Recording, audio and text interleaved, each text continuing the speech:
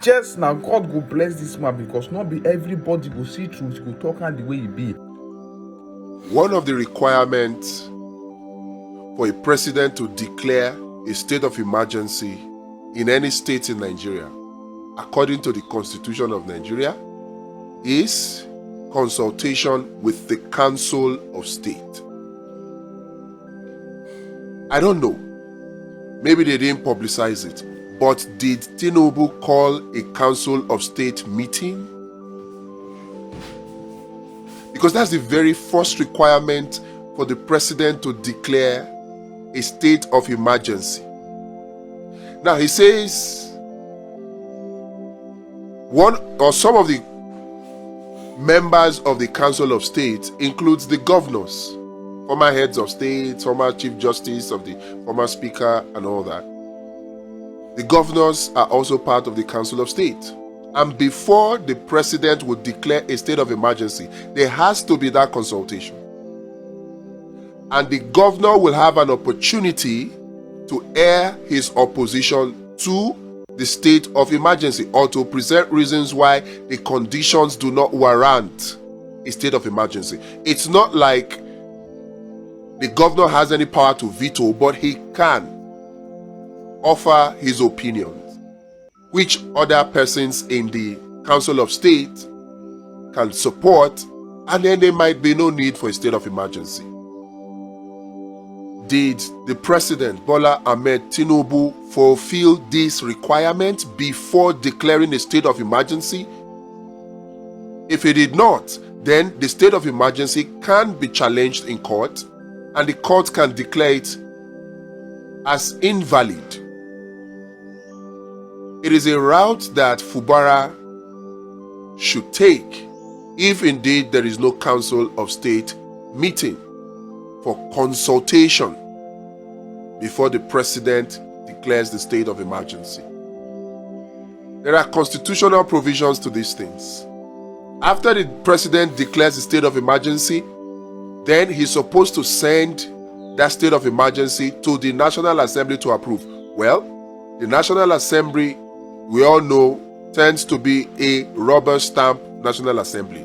But then you have an opportunity created for the legislators or the senators from Rivers, the House of Reps members from Rivers, to also air their opinion whether in support or against the state of emergency before the National Assembly can ratify it. If the National Assembly does not ratify it, the state of emergency does not take effect. So I don't know why the president will say taking effect immediately rather than taking effect after ratification by the National Assembly.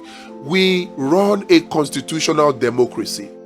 We should be seen to be respectful of the rule of law.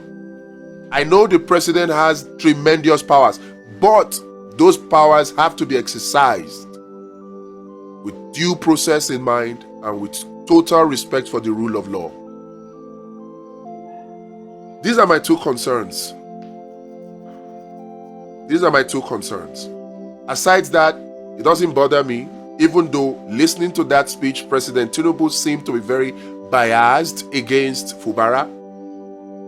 Even though Fubara took some of his advice, withdrew the case that resulted in the Supreme Court judgment that emboldened the 27 lawmakers to go and be fomenting all this trouble through the, in my opinion, illegal impeachment notice. And the president seemed to be blaming Fubara for the activities of militants without any mention of Wike, who is the chief architect of all of this trouble. Now he has declared a state of emergency, suspended the governor, deputy governor, the legislature as well. But Wike continues to be a minister. How fair is that? This is a wake-up call. It is a wake-up call that Nigerians need to come together to kick these people out. We go just a shout to, then go just a look us. They know how to hide behind the law, even though in this case, it would appear as though the president is not following the constitutionally prescribed procedures to declaring a state of emergency. I have not heard, except it happened behind closed doors and we didn't know. I have not heard that there is a Council of State meeting. I have not. Rule of law is the foundation upon which every country is built, countries that work. If a president can be seen not to follow the rule of law, then we have a problem. Like I said, I stand corrected. I may not be aware that there was a Council of State meeting. But if there was not a Council of State meeting, the president cannot go ahead to declare a state of emergency.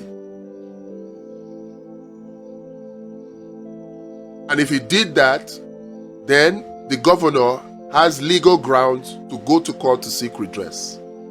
Another thing that borders on rule of law, we have a bill sent to the National Assembly right now, to the Senate by Senator Ned Nwoko, seeking to compel bloggers to have an office in the capital city of every state, compelling bloggers to be part of an association, a bloggers association headquartered in Abuja.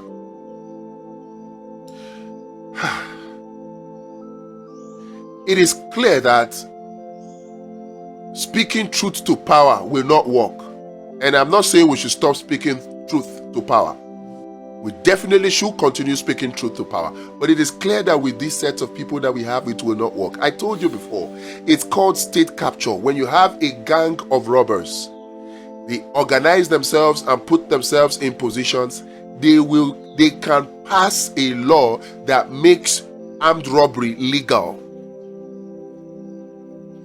Because they will use the powers of state. So these people are there, they are just passing any law. They are not passing laws that will make life easier for Nigerians. They are passing laws that will make life more difficult. All of these are a wake-up call for you and I to organize, to kick them out in 2027. We need a leveler.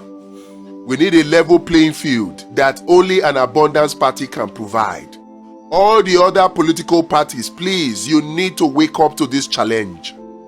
Enough of all this cash and carry politics. You need reforms. All of you must agree to zero naira or free nomination forms to open the political field. If you don't do it, then Abundance Party will lead the way in this direction. The things that are happening, look at what just happened with the NYSC. We the people need to come together. That's just my take in all of this. We will scream. It falls on their deaf ears. They continue to plot. Atiku has given out a statement. Atiku gave a statement. He said, the declaration of a state of emergency in Rivers State reeks of political manipulations and outright bad faith. I agree. Anyone paying attention to the unfolding crisis knows that Bola Tinubu has been a vested partisan actor in the political turmoil engulfing Rivers. His blatant refusal or calculated negligence in preventing this escalation is nothing short of disgraceful. Beyond the political scheming in Rivers, the brazen security breaches that led to the condemnable destruction of the national infrastructure in the state land squarely on the president's desk. Tinubu cannot evade responsibility for the chaos his administration has either enabled or failed to prevent. It is an unforgivable failure that under Tinubu's watch, the Niger Delta has been thrown back into an era of violent unrest and instability, undoing the hard-won peace secured by the late President Umaru Yar'Adua. Years of progress have been recklessly erased in pursuit of selfish political calculations. If federal infrastructure in Rivers has been compromised, the president bears full responsibility punishing the people of Rivers State just to serve the political gamesmanship between the governor and the president's enablers in the federal government is nothing less than an assault on democracy and must be condemned in the strongest terms. Tinubu seems to forget that all of this military might may not quell a resurrection of the activities of the Niger Delta militants. It cannot. Disruption of our oil production output capacity is inevitable.